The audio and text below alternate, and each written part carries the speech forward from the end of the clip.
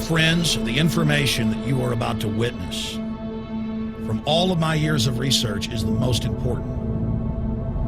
It's been hidden in plain view the entire time. This is the ultimate secret.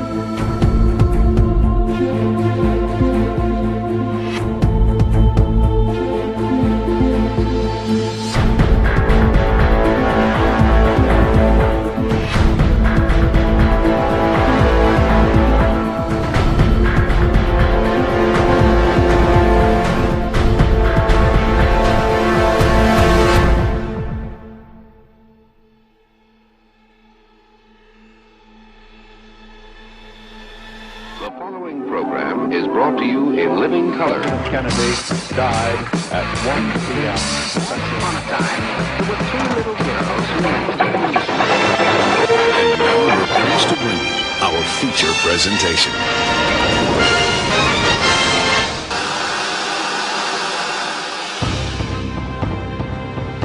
Every day, our senses are being constantly bombarded by subliminal messages that are found in TV, movies, and advertisements.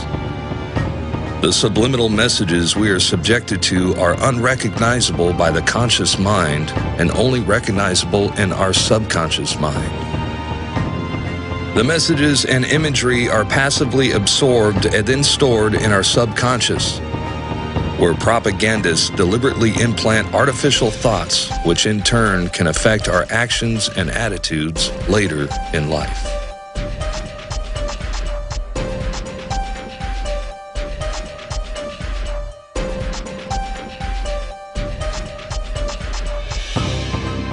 Experiments have shown that less than 1 minute after the viewer begins to watch television, the brain switches from beta-level consciousness, associated with active and logical thought, to alpha level, which is associated with passive acceptance and suggestibility. This is why advertisers spend billions of dollars a year on commercials, as well as product placement within TV shows. Political messages are implanted in fictional TV programs as the relaxed, meditative state of the viewer is receptive to the programming. One example is AMC's Breaking Bad television series, as it depicts a meth villain as a Ron Paul supporter. I looked him up. It was one of these physicists, one of Hitler's guys, a physicist named Werner Heisenberg. Real cute, huh? In a basic college-level marketing class, in your first year of radio, television, and film, at least for me, and then I've seen some other textbooks and curriculum and found it's also in those, but most RTF schooling teaches you that they have had subliminals for at least 70 years in the United States and Europe.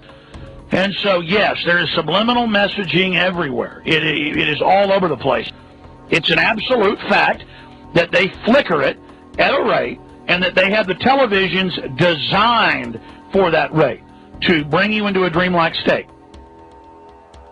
I mean, it is a fact that within minutes, you go into a dream brainwave when watching television. Go read a book by the father of modern advertising, Edward Bernays, where he calls you a dumb slave and admits they run your whole life. I've read both his major books. One of them's called Propaganda. Edward Bernays. The conscious and intelligent manipulation of the organized habits and opinions of the masses is an important element in democratic society. Those who manipulate this unseen mechanism of society constitute an invisible government, which is the true ruling power of our country. We are governed Our minds are molded, our tastes are formed, our ideas suggested, largely by men we've never heard of. This is a logical result of the way in which our democratic society is organized. Now, I also mentioned, too, that a fellow that has been in touch with me for an awful long time, his brother was in the CIA, or is in the CIA. He will never talk about the CIA to him. He'll never give anything away whatsoever, except one bit of advice. He said, never watch the television. Never watch the television. It's the greatest scientific indoctrination tool ever devised. Haven't you figured that out? It's changed the whole culture of nations, not just one nation. Why do you think it was mandatory that everybody in Britain give access to televisions by the government? Why do you think China is under the same program to get everyone with a TV right now? Because they love to have you entertained. Do you really think that? And India is on the same route as well right now too. Most of your ideas and your opinions and how you emulate, because you emulate things, you mimic what you see. As Charles Galton, Darwin and others have said in the past. It becomes you, you become it. And that's what's happened. It's been very, very, very successful. Never watch the television. You can't watch a movie unless you do it critically. If you watch it critically, not there to enjoy it. Remember what they say, it's your emotions that get you on. And it's interwoven, all these emotional themes all through movies. You're played like a harp. And they embed ideas into you, along with the movies. And predictive programming too. So you'll accept that which is still to come. And you'll behave the same way as the characters in the movie when it comes. Oh well, what can you do? I'll just watch much music or television. Yeah. You're given a mind of your own, and you've got to use it for yourself. Mind control is one of the tools that they use. How they get you into the condition to be controlled is by using certain signs and symbols, frequencies, tones, colors, shapes, numbers that they hide subconsciously in the frequency of the music and in the 23rd frame, I believe, on TVs and the movies. Look at the movie-going experience. We go in and we buy butter, popcorn, and Coke. You're actually buying cocaine and you're buying this chemical called popcorn. Why do I call it a chemical? That butter is not really butter. But when you put it on the popcorn and you put it in the microwave, it becomes a chemical that lulls your subconscious mind to sleep.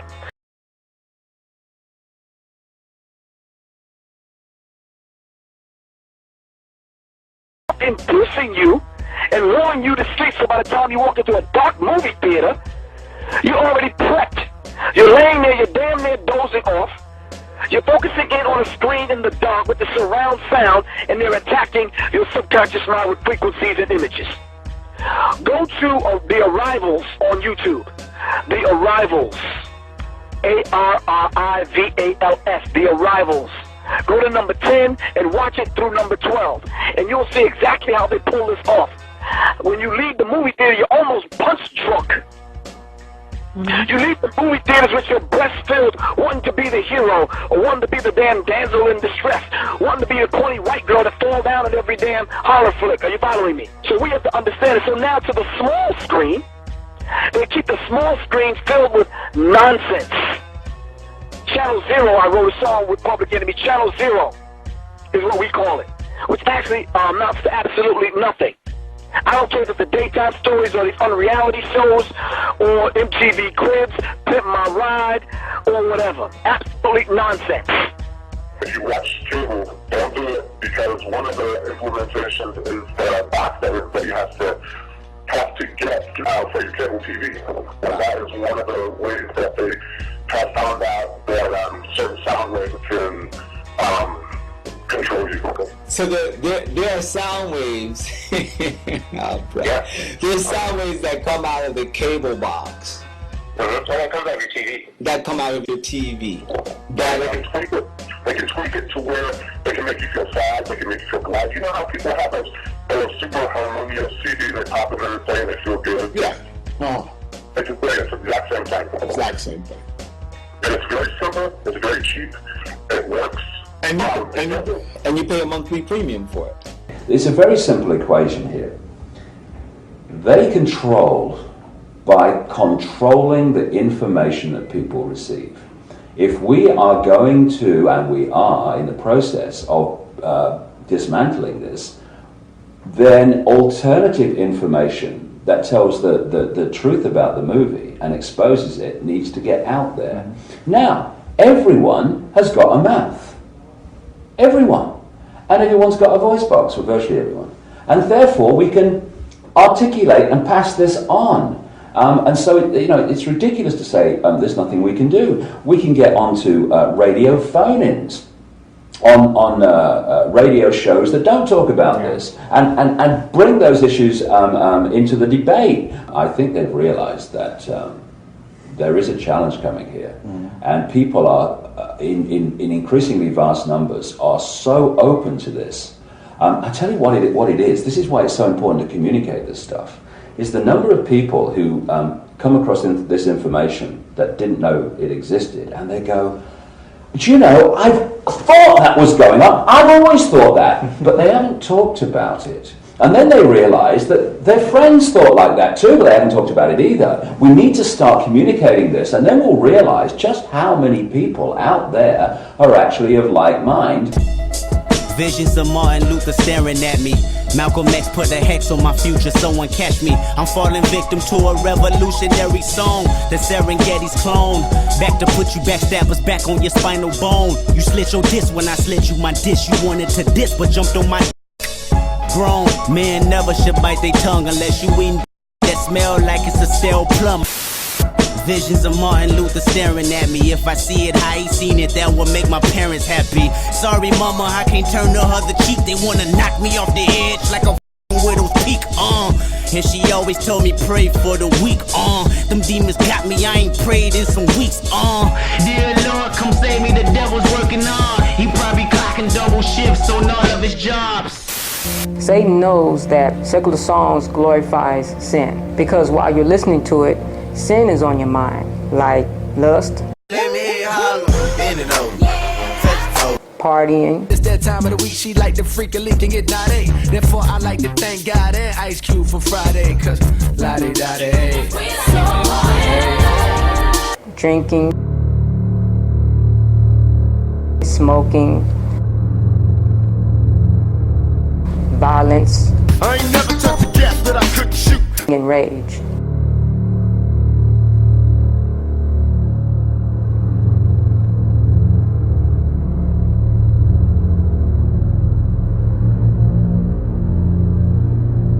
Satan promotes the different styles of music with a secular artist, like hip-hop, rap, R&B, pop, rock, and metal.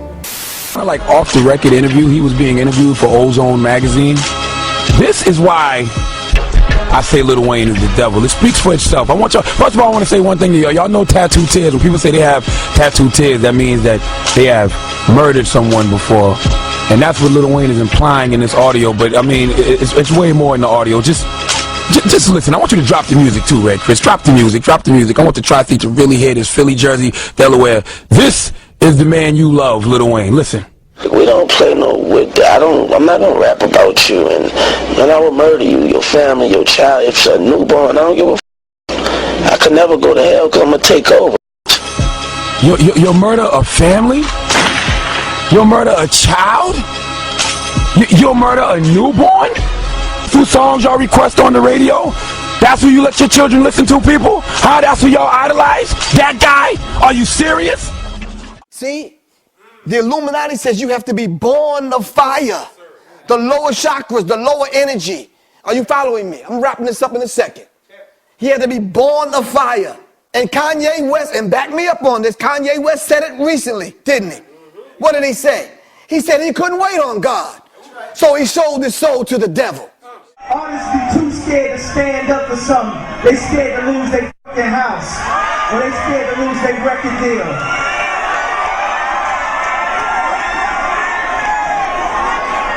I sold my soul to the devil. I other words, you made an oath with the devil. You say music is your life and you controlled by the devil. Now you see him wearing the Baphomet. Demonic energy. You've heard of Aleister Crowley's slogan, do what thou wilt, is the whole of the law. This is their slogan, all right? Don't pay attention to the laws that were laid out. Pay no attention to God, your elders, your ancestors, but do what thou wilt is the whole of the law. Frightening, so frightening enough to drive a man insane. I need a license to kill. I'm standing on a field full of landmines doing the moonwalk, hoping I blow up in time. Cause 2012 might not be a legend. Who said a black man in the Illuminati? Last time I checked, that was the biggest racist party.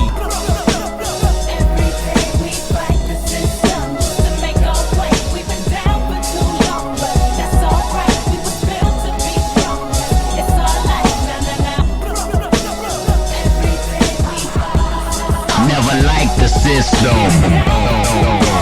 Who said a black man in Illuminati? Last time I checked, that was the biggest racist party. Last time I checked, we was racing with Marcus Garvey on the freeway to Africa till I wrecked my Audi.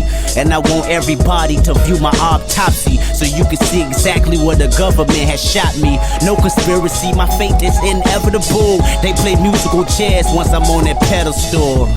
Frightening, so frightening enough to drive a man insane, a woman insane. The reason Lorraine don't sing, or Kurt Cobain loaded that clip and then said bang. The drive me brains crazy. Product of the late 80s, trying to stay above water. That's why we shun the Navy. Put your guns and play me. This man Zbigniew Brzezinski was speaking before the British Council on Foreign Relations, and he was telling this group of elite called the Illuminati.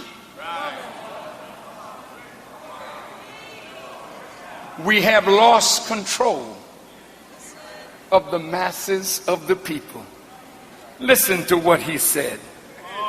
He said, for the first time in human history, almost all of humanity is politically activated, politically conscious, and politically interactive. There are only a few pockets of humanity left in the remotest corners of the world that are not politically alert and engaged with the political turmoil and stirrings that are so widespread today around the earth. They're upset because Satan is losing control. Listen to what he said. In earlier times, it was easier to control 1 million people than physically to kill 1 million people. He said, today it is infinitely easier to kill 1 million people than to control 1 million people. It is easier to kill than to control. So what are they saying? They are planning the death of billions of human beings on our planet. Through the food, through the water, through the air, through disease. You have never thought that you would see the time that famine would be in America. But my beloved brothers and sisters, it is written in the scriptures that one day, you will look at your little fat babies with the thought of eating them. Stop for a moment. Where for over 80 years, the elite of the Western world have talked about adulterating food and water to sicken and sterilize the population for the purpose of eugenics.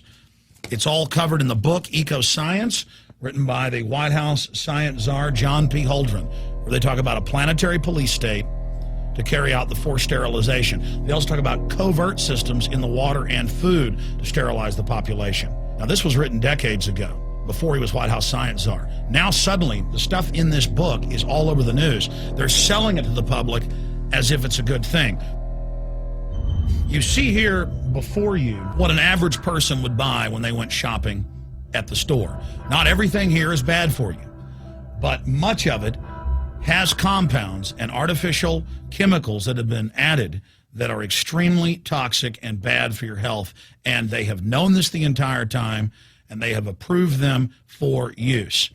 The industry-wide secret butchers don't want you to know about. Major suppliers have been caught using a special product known as meat glue to stick together scraps of meat to sell as prime cuts. But while this product has been banned overseas, there's no law prohibiting its use here. Here's Rodney Lowe's with this special investigation.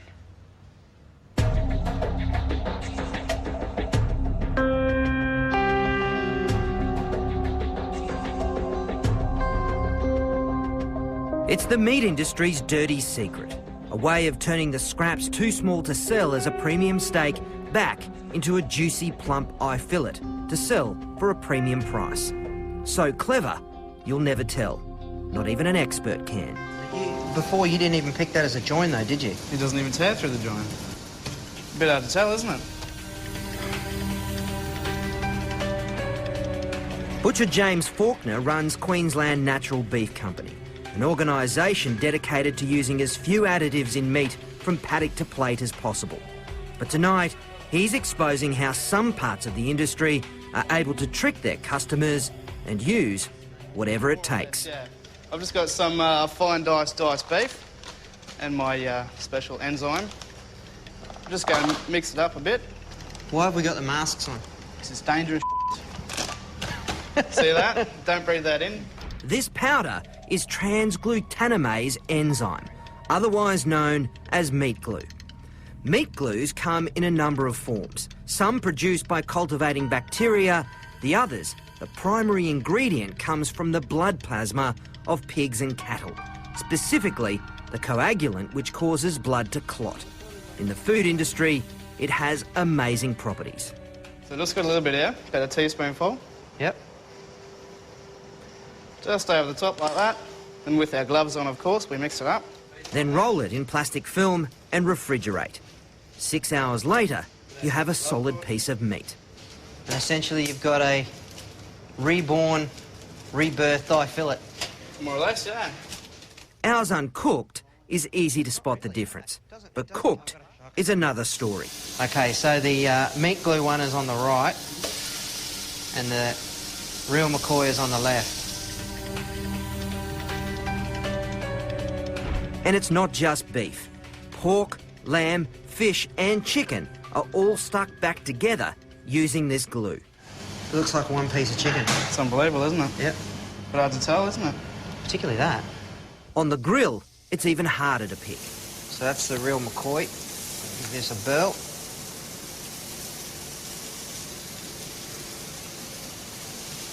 Nice and tender, nicely salted. All right, let's go for the meat glue.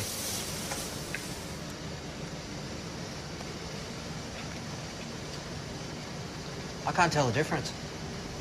Pretty good, but potentially dangerous. I've sort of got two concerns. One that is well publicised, which is misleading people. The other area is the microbial side. It's why the European Union moved to ban meat glue in May last year. Microbiologist Glenn Pinner. If this food is sold or represented as a solid piece of steak and you cook it rare, you're really leaving yourself open to get food poisoning. Once you glue two pieces together, it's difficult to cook thoroughly those parts that were on the outside but are now on the inside. The amount of bacteria on a steak that has been put together with meat glue is hundreds of times higher. We had no idea how guarded a secret this was until we started contacting restaurateurs and butchers to ask them about the use of meat glue. Many of them didn't want to speak for fear of upsetting their suppliers, creating bad blood in an industry that has become very clever at using this product. Are you just shaking your head? A little bit. It's unbelievable, isn't it? This cube roll we bought from a wholesaler that produces stuck-together steaks en masse. Their effort's so good, James, our butcher, couldn't tell even when it was raw. It's even harder in the restaurant, which are some of the biggest users of glued meat. And chances are, unless you're a vegetarian, you're eating it on a regular basis. But with current labelling laws, neither butchers nor your local eatery have to tell you you're eating chicken glued together with cow's blood or beef held together by pig. It's the same reason they can take low-grade meat and pump it with water and flavour to make it edible. Okay, so just after about a minute or two, we've got quite a lot of moisture out of there. And we've lost almost half a kilo. Then the practice of selling mutton as lamb and old cow as prime cut beef. Like this. So old, a meat grader said it was only good for pet mince. You've got yellow fat colour, really dark meat colour. It's definitely off a really old type of animal. In New South Wales, new labelling regulations have just been introduced to help consumers choose quality meat, but it's not compulsory. So for most of us, picking a quality piece of meat is still a shot in the dark. Let's start with aspartame.